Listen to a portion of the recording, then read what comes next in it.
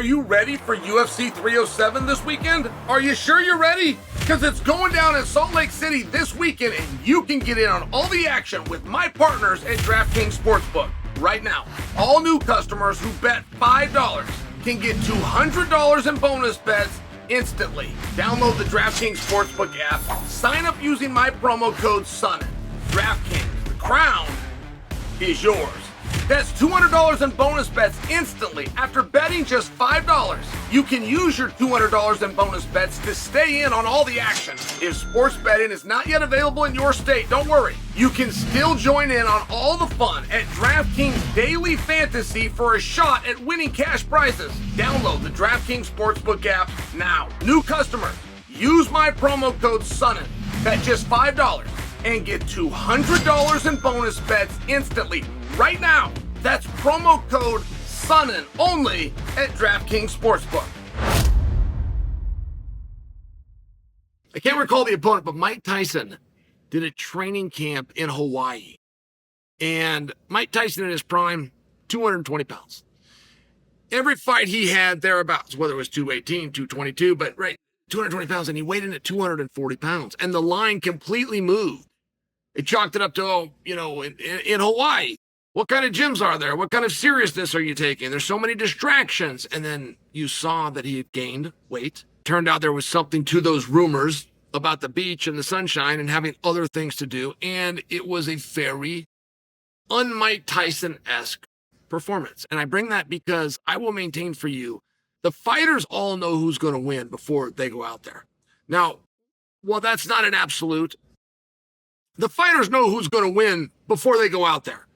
And the question, and the only thing that you're really trying to figure out, you don't need to be able to sit down and break down records and compare resumes and look at the odds over at DraftKings and talk about this one's a southpaw, and this one's orthodox, and this is a stand-up guy versus a wrestler. You don't have to do any of those things if you understand they already know who's going to win. All you have to do is watch the interviews, watch for the body language, and attempt to decipher who is it.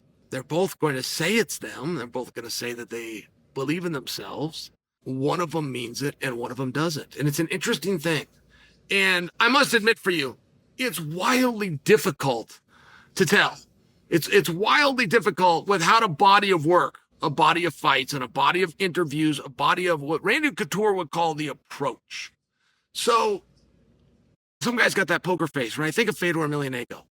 He was so stoic with his approach. Mirko Cro Cop comes to mind. He was so stoic, like as a poker player that does in fact know whether they got the hand or not, it's very hard to reveal it. And Ketlin Veira put out an interview. She says essentially that Kayla Harrison is not ready for this moment. That Kayla Harrison has one skill set that she heavily relies on. And then Ketlin talked about herself. She said, I have been in there with the best at jiu-jitsu. I have been in there with an Olympic wrestling medalist. I can strike and have had to strike with the best. And it was just an interesting piece. And the whole time I'm trying to figure out, does she mean it? Does she believe it?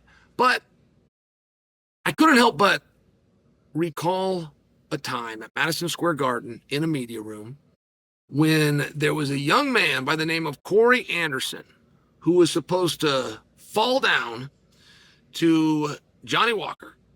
Johnny Walker was the next big thing. Johnny Walker was a 2.5-to-1 favorite. Johnny Walker was the guy to beat Jon Jones. Johnny Walker was the one that the crowd was behind, and that we were going to see soon. Johnny Walker given the opportunity to face Jon Jones. This was all the story. This was all the buzz, and everybody believed it. And Cory Anderson very, very simply said there's levels to this game. And that phrase had never been used in our industry. Cory is the one that coined it for our industry. And it was largely dismissed, and he said it 2 or 3 times. He didn't follow up on the point. Cory didn't follow up to say, I've got the experience, and this is where I can beat him, be that standing or on the ground or catch him with a submission. He didn't get specific. He just said there's levels to this game. This guy is not at this level, no matter how much you like him. No matter how much you want this to be true and you want him to be next, there's levels. I'm at a different level than him. It wasn't the greatest analysis ever. It wasn't the most technical analysis ever. But 2 nights later, Cory Anderson not only won that fight, he stopped him. He stopped all the momentum, and he stopped the fighter, Johnny Walker. And when Cory took the microphone, he still did not have a wonderful analysis. He still wasn't like John Madden giving you the X's and O's, and he stepped out here, and that's why I was able to come inside. He did none of that. He repeated himself. There's levels to this game. It was very eloquent, particularly in hindsight. It was also very accurate, particularly in hindsight. And when Ketlin Veira says, and you got to understand, this is a 10-1 underdog.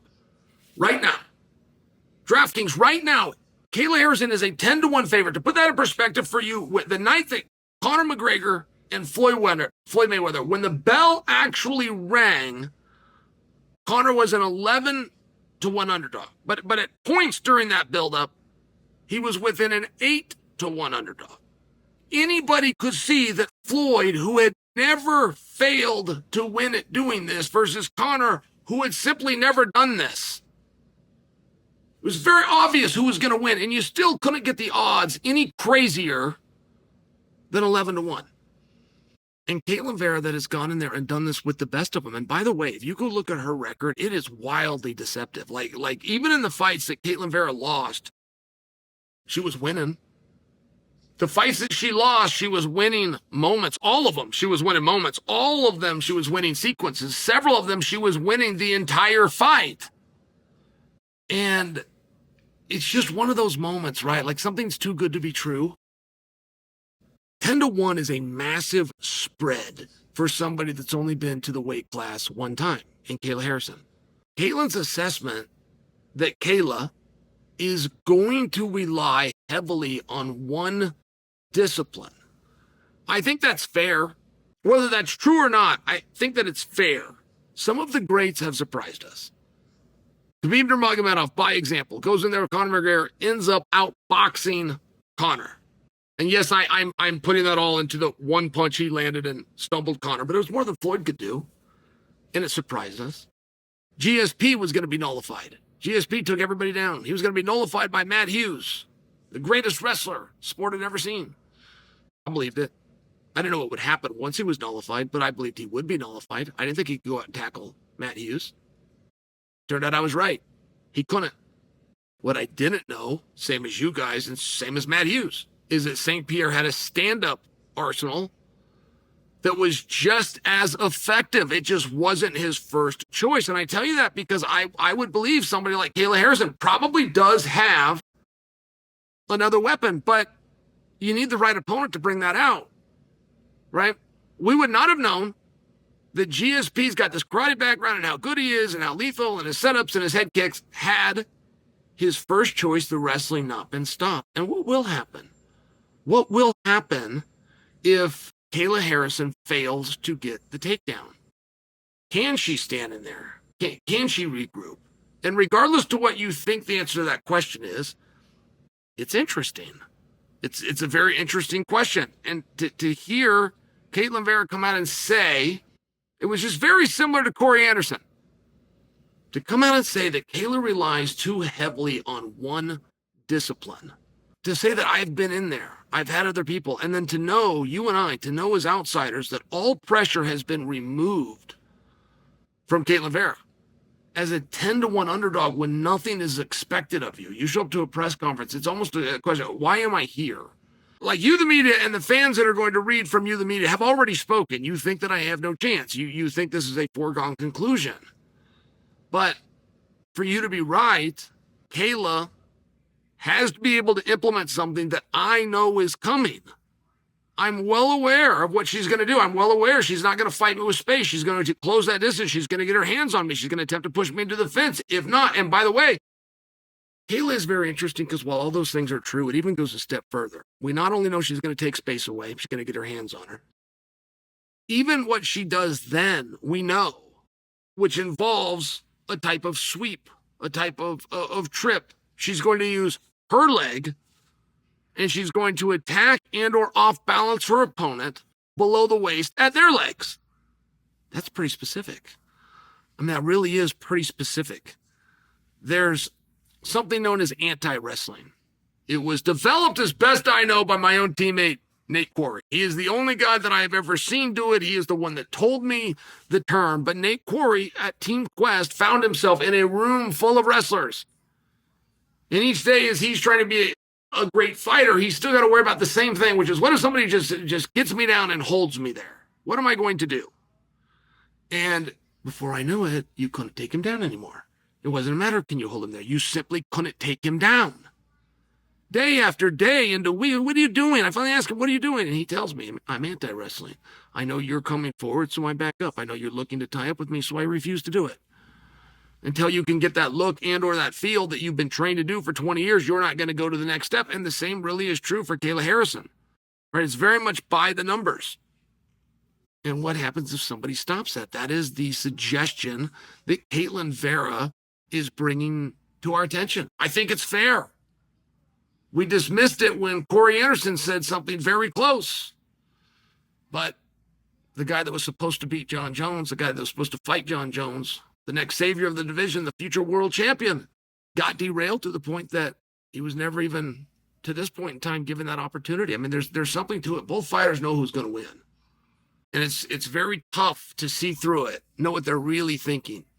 And when you'll hear about confidence, you must have confidence. You must believe in yourself. To an extent, that's true. But if you're considering that's a pie chart, you only need one little tiny piece of that to be true. If you believe there's a way, I can do it, and here's what I need to do to have success. You believe there's a way. It could be 5%. The other 95%, you have doubt. If you have that 5%, if the confidence does exist to go out there and test things and stay in the fire, I tell you what, regardless of what the book on Amazon about confidence told you, that 5%, that's all you need.